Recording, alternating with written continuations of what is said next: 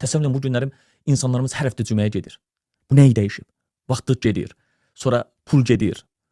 Getdiyiniz zaman çünki həqiqətən insanın bəzən elə olur ki, əsəbləri korlanır. Nəyi dəyişir? 52 həftə var ildə. Bu günlərim Azərbaycanın özündə 2000-dən çox məscidimiz var. Hər məscidə cümə günü təsəvvür edin 100 nəfər gəlsə, 200 min nəfər eləyir. Bu ölkəmizə və yaxud da həmin yerdə, bölgədə yaşayanlara bir faydası varmı?